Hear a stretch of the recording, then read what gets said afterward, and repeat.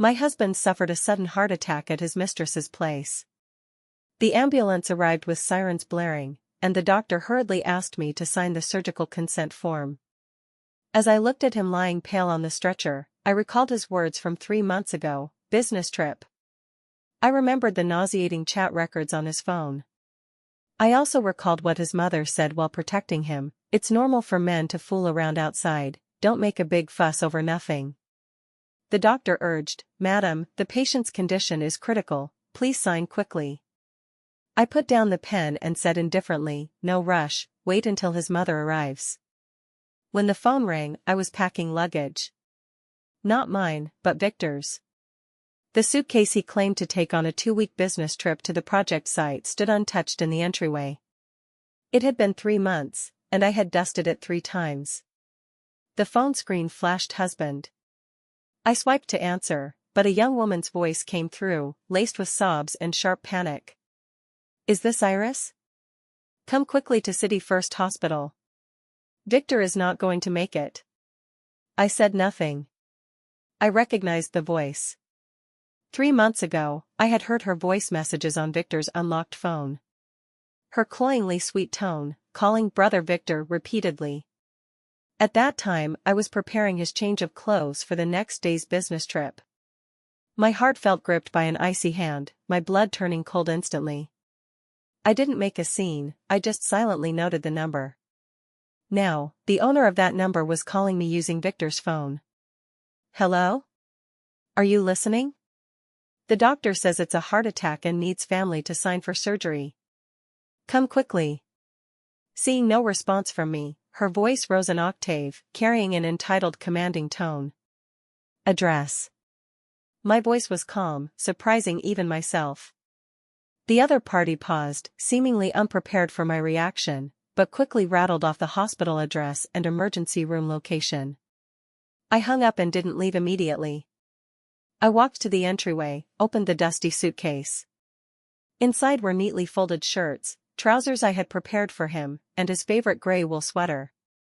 I took out the wool sweater, walked to the balcony, and threw it directly into the downstairs trash bin. Then, I changed clothes, grabbed my car keys and phone, closed the door, and went downstairs. Throughout the process, my hands didn't tremble at all. On the drive to the hospital, the city's neon lights flashed by the car window in a bizarre blur. I recalled that night 3 months ago. Holding his phone, I sat in the dark living room all night without sleep.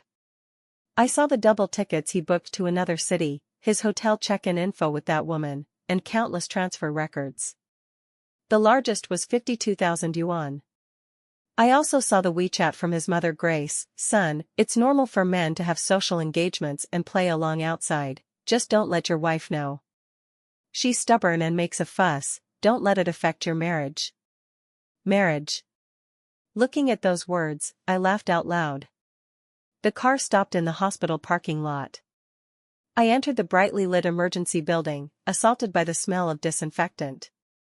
From afar, I saw a young woman in a white dress pacing anxiously at the emergency operating room door. Her makeup was exquisite, but her eyeliner was smudged from crying, looking somewhat disheveled. It was her, the woman on Victor's phone screensaver, Lily. She saw me too and rushed over, grabbing my arm. "Why are you so late? The doctor has urged several times." I pulled my hand away. A doctor in a white coat approached quickly, face full of anxiety. "Are you Victor's family? He has acute myocardial infarction and needs immediate coronary bypass surgery. This is the consent form, look it over quickly and sign if no issues." He shoved the folder and pen into my hands. I looked down and saw Victor lying there in the folder, ashen-faced, lips purple, eyes closed, tubes inserted all over. The man who once boasted in front of me, accusing me of lacking romance, now looked like a fish out of water. Lily urged from the side, sobbing, "What are you standing there for? Sign quickly. Do you want to kill him?" The doctor frowned. "Madam, time is life, hurry up." I picked up the pen. The tip hovered 0.1 centimeters above the paper, just above where I needed to sign. I recalled Lily's coquettish brother Victor. I recalled Grace's "it's normal for men to play around." I recalled Victor's WeChat to Lily, "Ignore my wife, she's just a boring log." Slowly, I placed the pen back on the folder. Then, I looked up at the doctor, my voice not loud but unusually clear in the noisy corridor. "No rush, wait until his mother arrives." The entire corridor seemed to fall silent for a second. The doctor's anxious expression froze, he looked at me as if he hadn't understood. "Madam, what did you say?" Nearby, Lily stopped crying, eyes wide, face full of disbelief. I repeated, my tone even calmer than before. I said, "Wait for his mother to sign." "I'm his wife, but I don't want to sign now." "Nonsense." The doctor finally reacted, his volume rising sharply. "This is a matter of life and death. Don't you know that every minute delayed increases the patient's risk? You're his legal first priority relative. If you don't sign, who will?" "His mother." I looked at the doctor and clearly uttered two words. "His mother Grace is also his immediate relative. She can sign." Lily screamed, "Iris, you're crazy. Do you want him to die? You vicious woman." As she spoke, she lunged to grab the folder from my hand. I sidestepped, giving her a cold glance. Intimidated by the chill in my eyes, she stopped in place, only daring to glare daggers at me. Ignoring her, I took out my phone from my pocket, found the familiar number, and dialed. It rang for a long time before being answered. Grace's voice came through thick with sleep. "Who is it?" In the middle of the night. "Mom, it's me, Iris." "You? Why are you calling me?" Her tone immediately became impatient. "Speak quickly, I have to play cards tomorrow. Victor had an accident." I was concise. The other end went silent. A few seconds later, Grace's voice sharpened. "What happened? Isn't Victor on a business trip?" "Don't curse my son. He wasn't on a business trip. He was with another woman outside, had a sudden heart attack, and is now in the emergency room at City First Hospital, waiting for someone to sign for surgery." I relayed the doctor's words verbatim. I could clearly hear the gasp on the other end, followed by a more violent outburst. "What nonsense are you spouting? My son isn't like that. It must be you who angered him." "Which hospital?"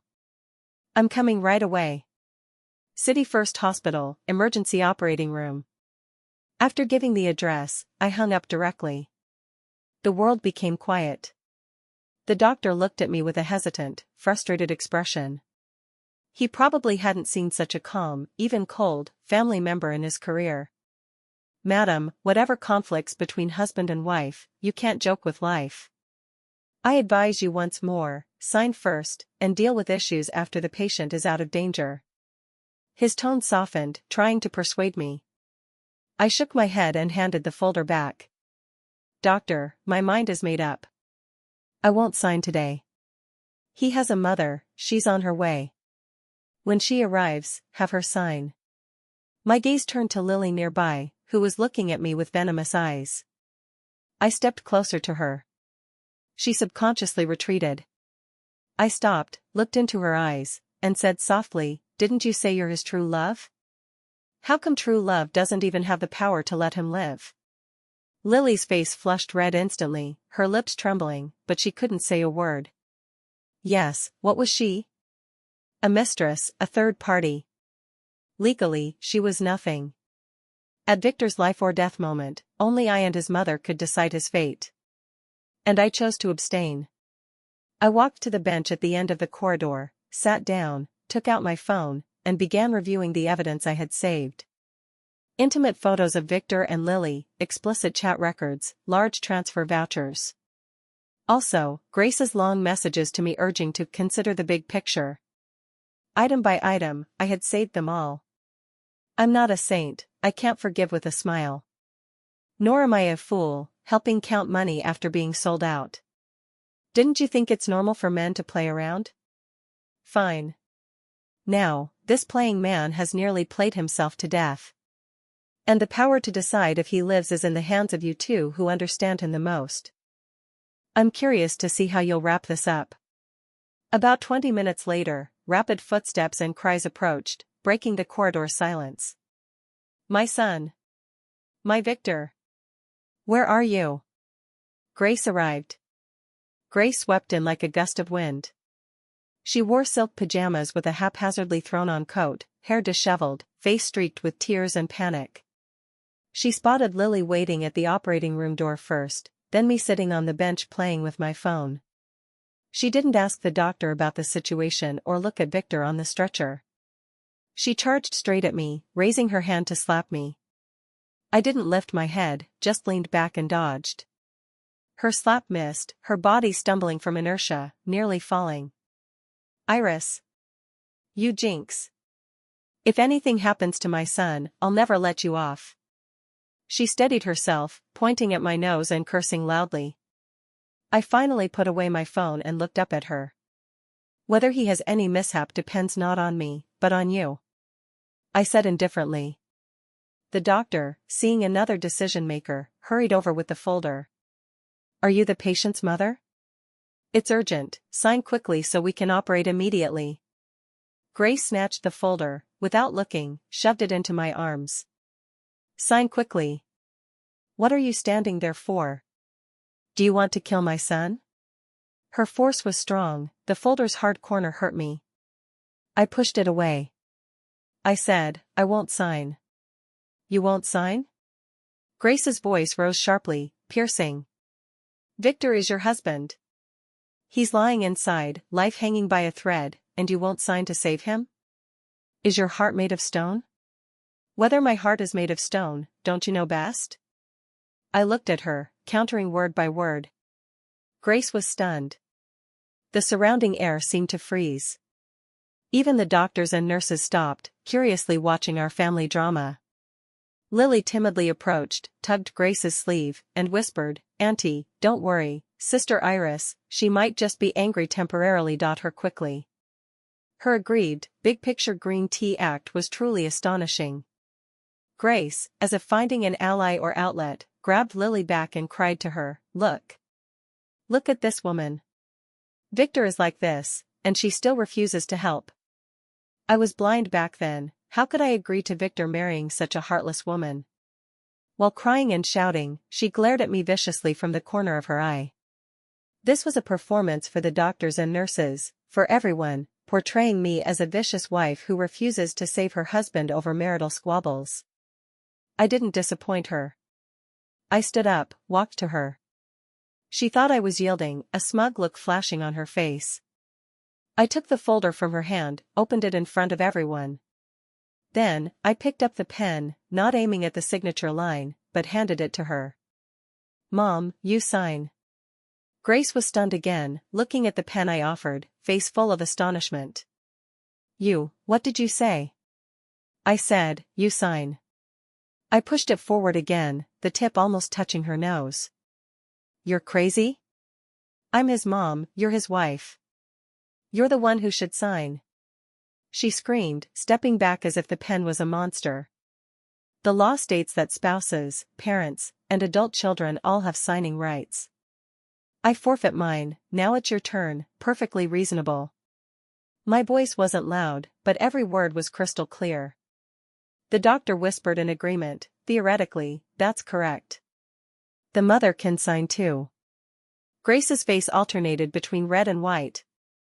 Of course, she didn't want to sign. Signing meant bearing all risks of the surgery. If it failed and he died, who would bear the responsibility? She was accustomed to enjoying privileges and shirking responsibilities. She spent Victor's earnings without guilt. For Victor's mistakes, she wanted me, the wife, to shoulder them. No such good deal in the world. Mom, what are you waiting for? I held the pen steadily, gazing directly at Grace's face twisted in shock and anger. Aren't you the one who loves your son the most? Now the chance to save his life is in your hands, why hesitate? My words were like needles, precisely piercing her most hypocritical spots. Grace's lips trembled, she looked at me, then at the operating room, her eyes weaving cunning calculations and panic. I. She stammered for a long time, unable to form a complete sentence. Are you also afraid of surgical risks? Afraid if he dies on the table, you'll be responsible for signing? I voiced what she dared not say, clearly. Grace's face turned deathly pale instantly. Nearby nurses and patient families gathered, pointing and whispering. This wife is too ruthless, her husband is dying and she's still holding a grudge. What do you know? Didn't you hear, the man has someone outside, and his mom protects him. If it were you, wouldn't you be angry? Still, you can't refuse to save him. I say, let his mom sign. Wasn't it said it's normal for men to play?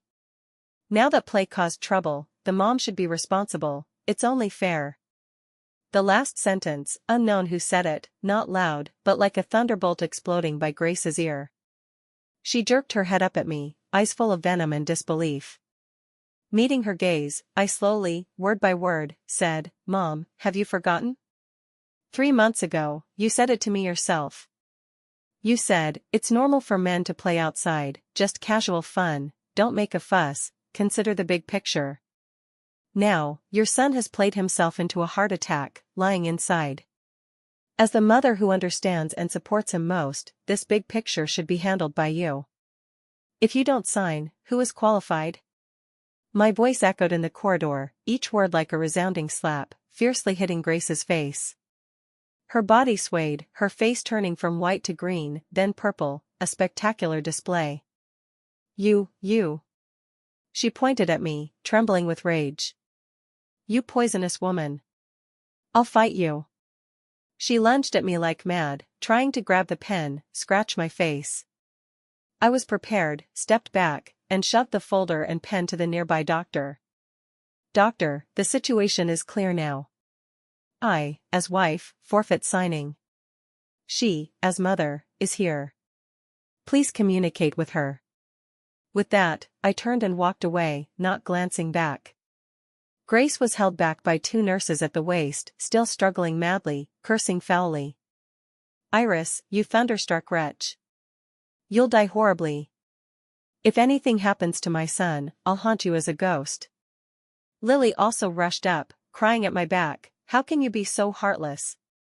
He's your husband too. My steps didn't stop. Husband?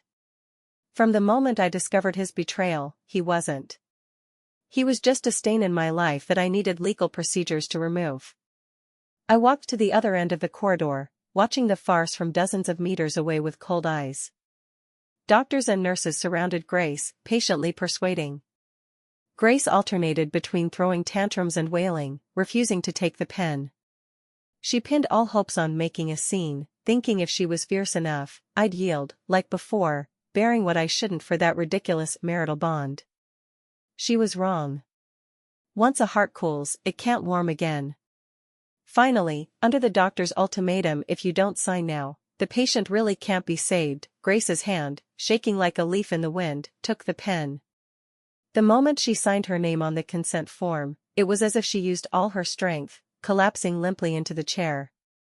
I watched the operating room's red light turn on, my heart without a ripple. Victor, this is what you owe me. This is what you and your mom owe me.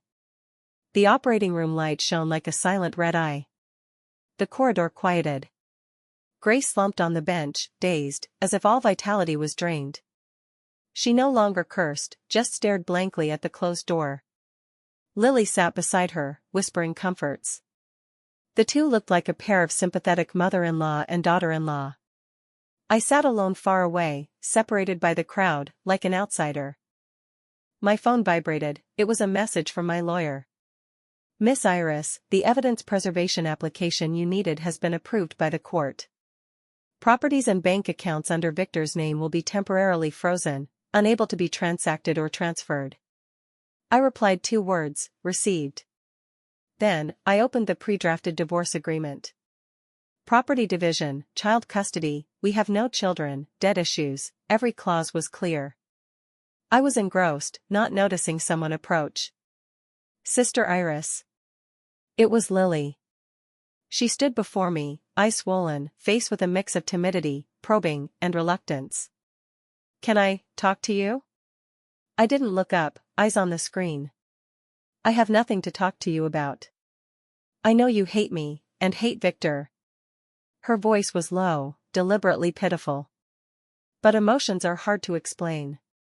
Victor and I truly love each other. With you," he said. He felt oppressed, no common language. "So," I finally looked up, interrupting, "he found you with common language, then sent himself to the operating room. Right?" My tone was flat, emotionless, but Lily's face paled. "That's not what I meant," she hastily explained. "I just mean, since you have no feelings left, why not let go? Why torment him, and everyone, at this time?" "Torment?" I laughed, finding it absurd and funny. Who did I torment?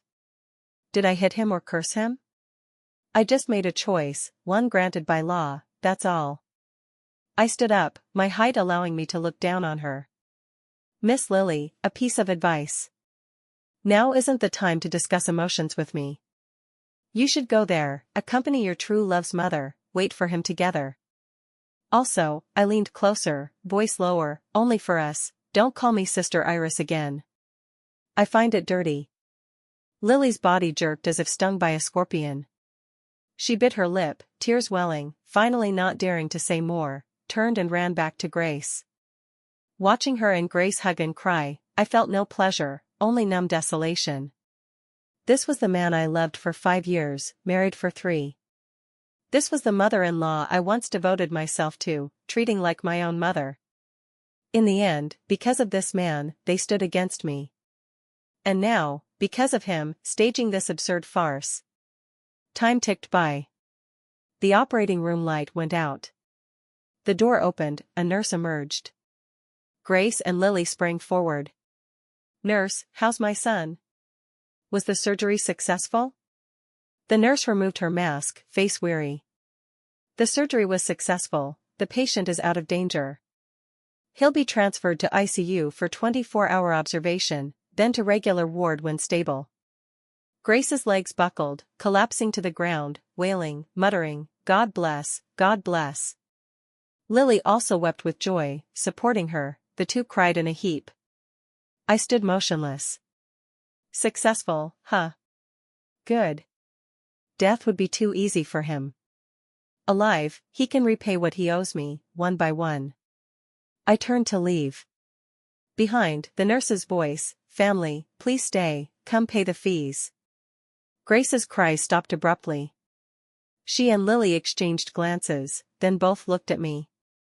"Why look at me?" I stopped, turned. Grace crawled up, strode over righteously. "Iris, go pay the fees.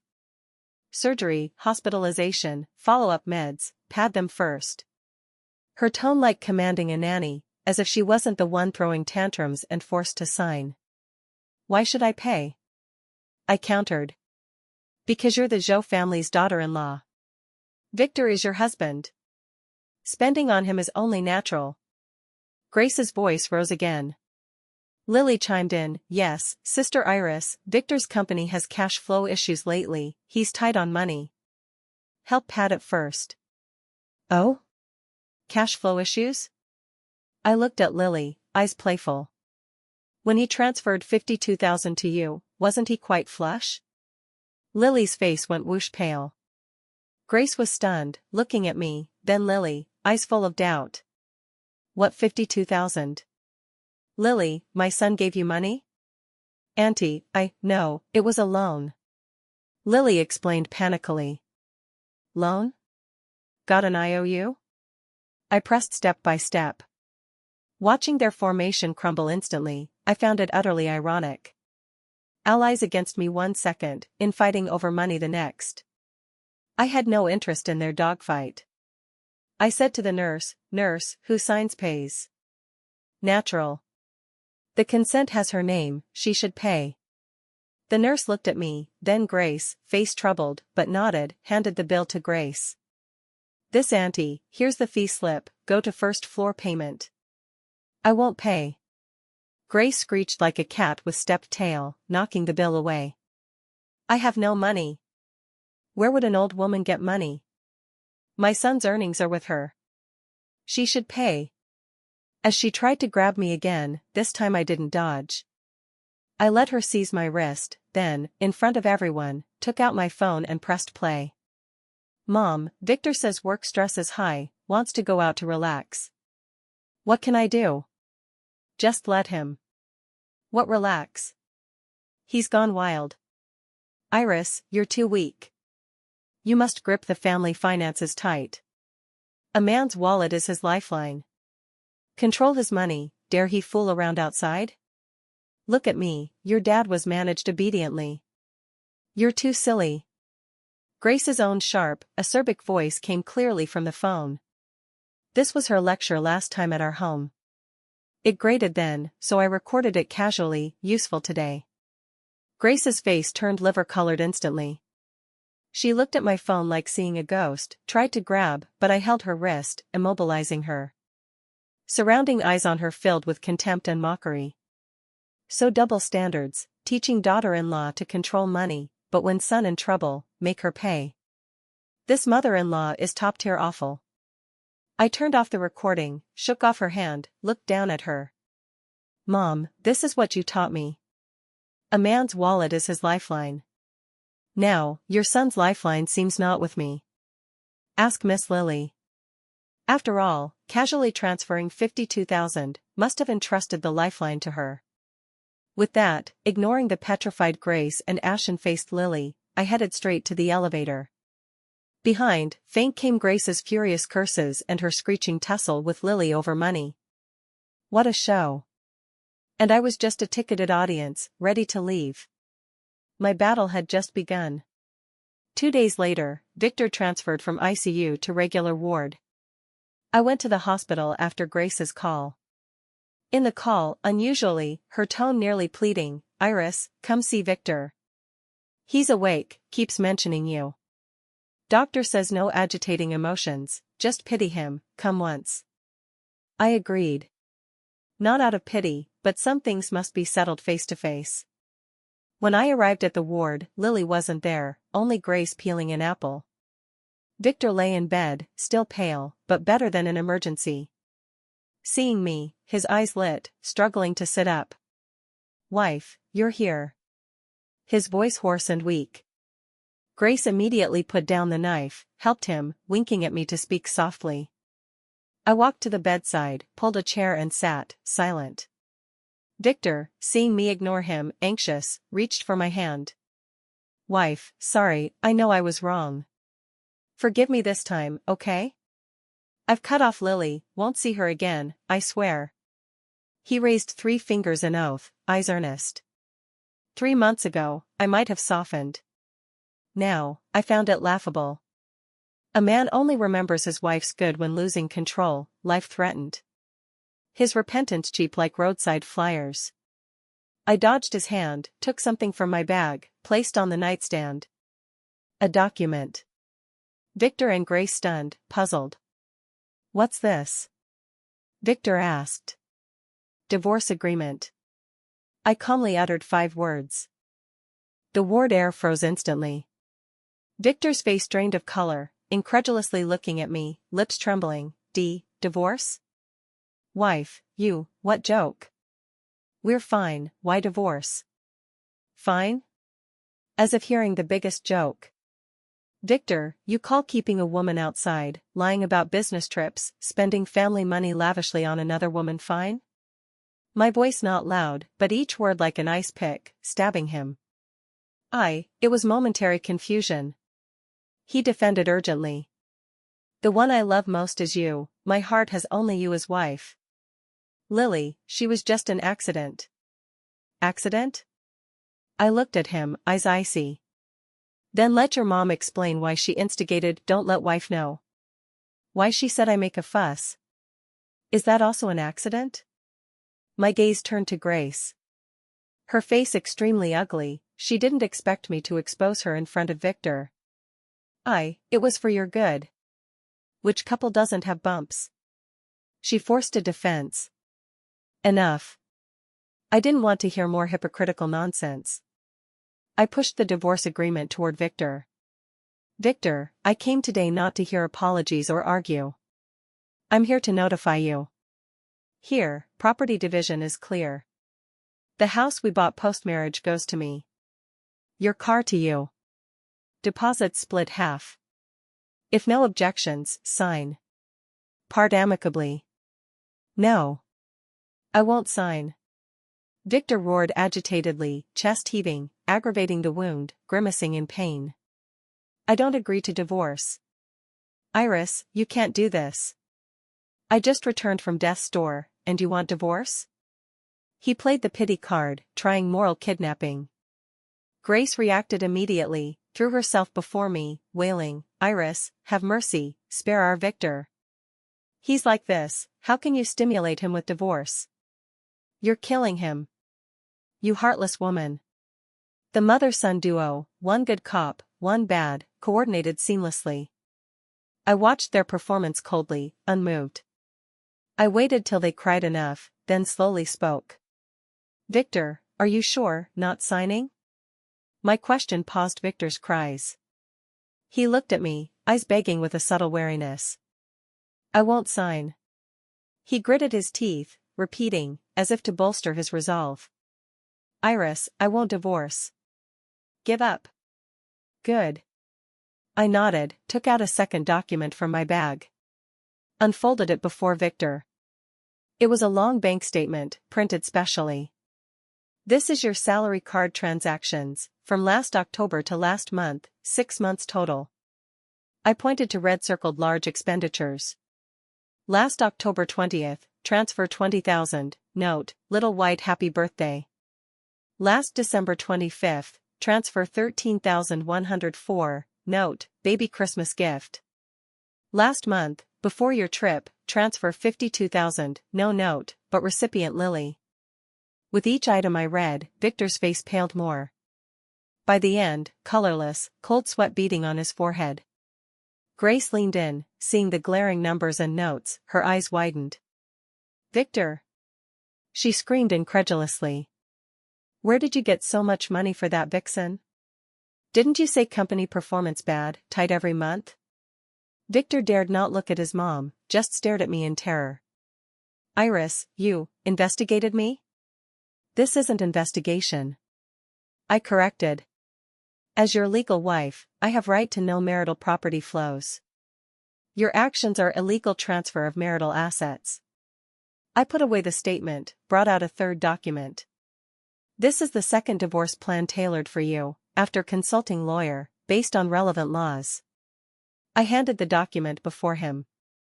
In this plan, due to your marital infidelity and malicious large asset transfer, as the faultless party, I have right to demand you leave with nothing. Leave with nothing. I read clearly word by word. Victor's eyes bulged like bells, breathing rapid, ECG monitor lines fluctuating wildly, emitting shrill alarms.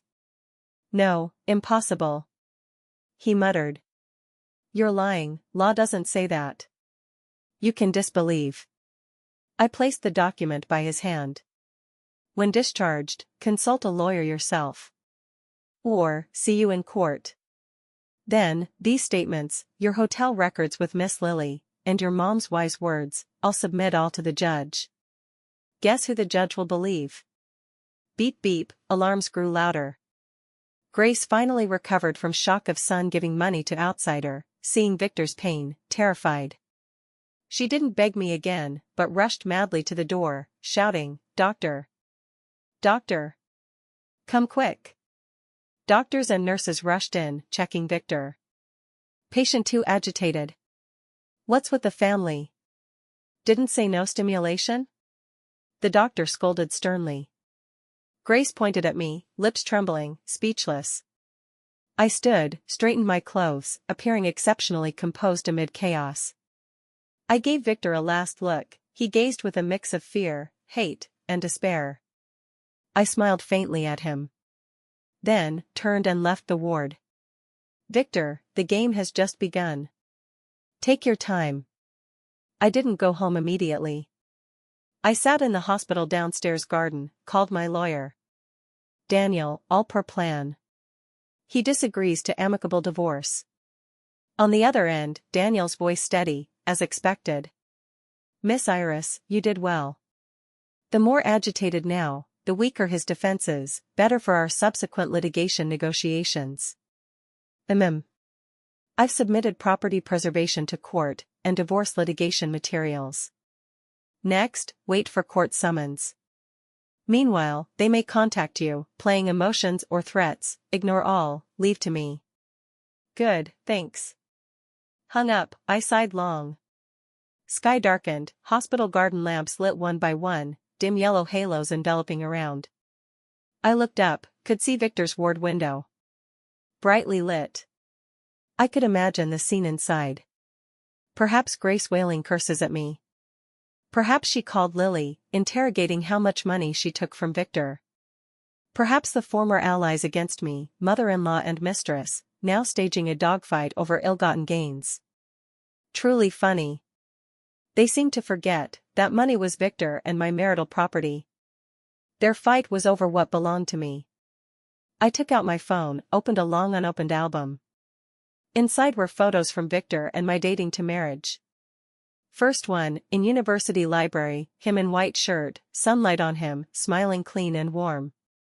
I was bewitched by that smile. I quickly scrolled back. Wedding photos, honeymoon, our first new year. How sweet then, how ironic now.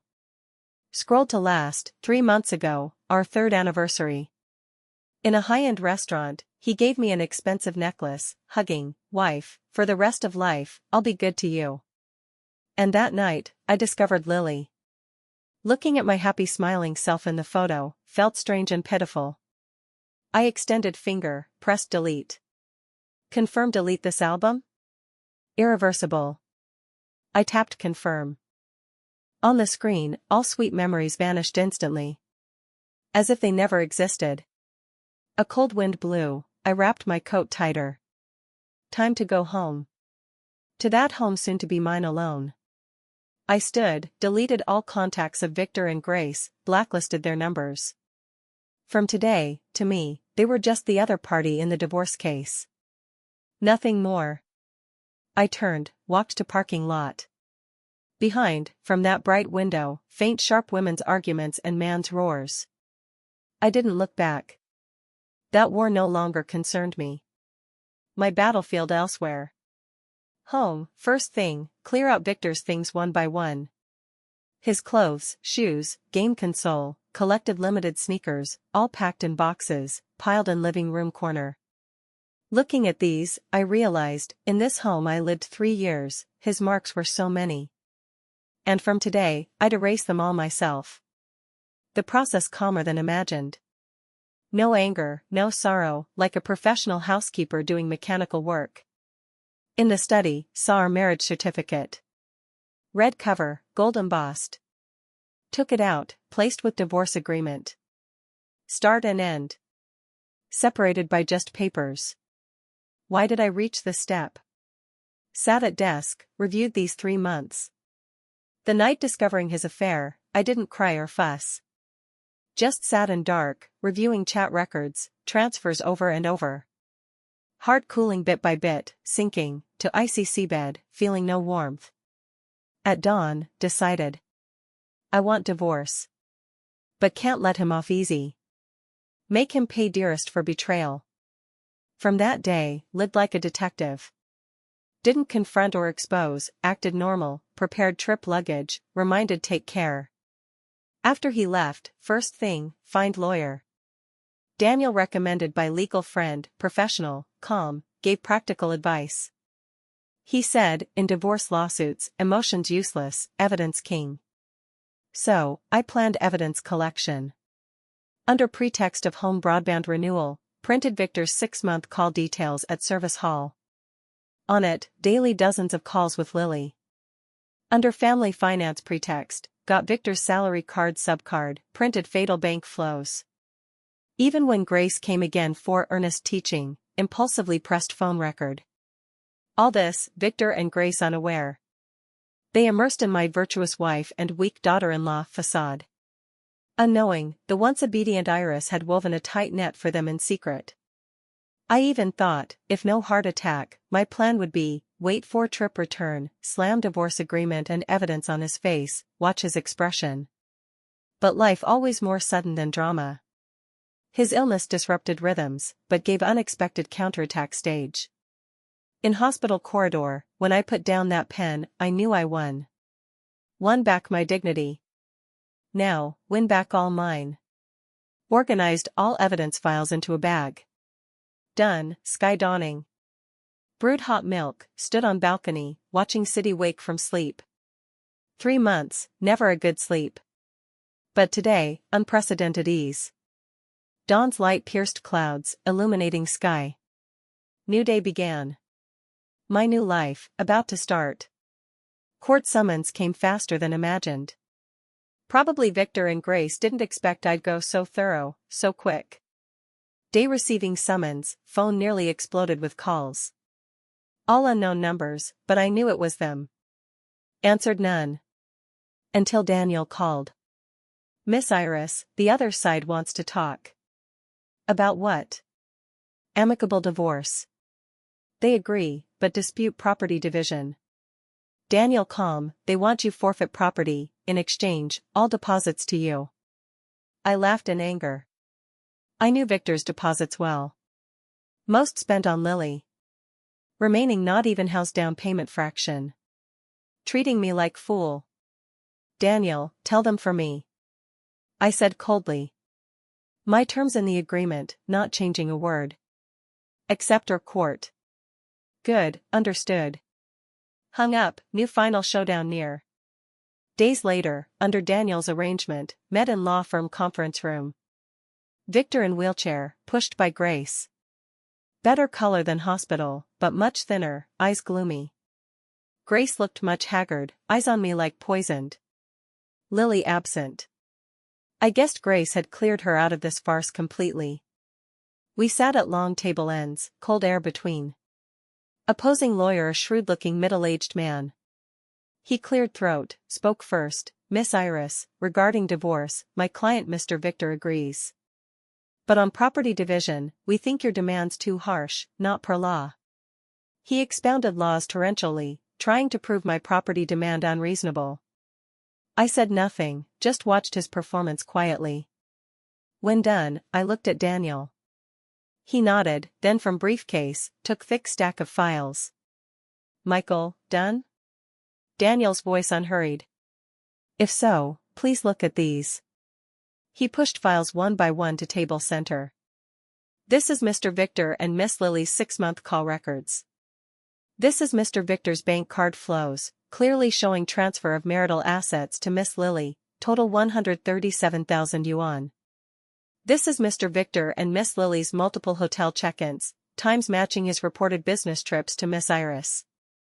And this, Daniel last took out a small recorder, this is Ms. Grace admitting instigating her son to conceal affair, and insulting Miss Iris.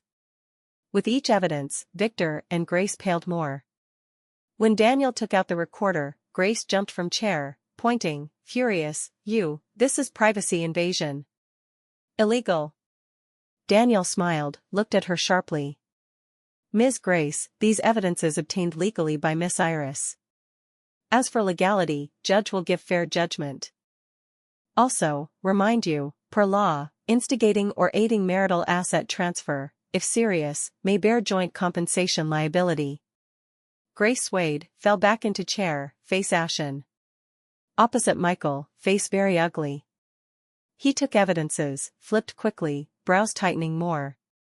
He knew, they lost this case. Victor stared fixedly at table files, body trembling in wheelchair. Suddenly looked up, red eyes at me, hoarse begging, Iris, wife.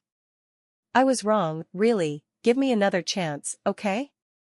No divorce. He struggled to stand from wheelchair, toward me. Too late. I interrupted, voice cold without warmth. Victor, when you betrayed me, when you and your mom played me for fool, all too late. I stood. Daniel, rest to you. Not glancing back, turned, left room. Behind, Victor's desperate cries, Grace's hoarse curses. Door closing instant, felt my heart's shackles finally opened.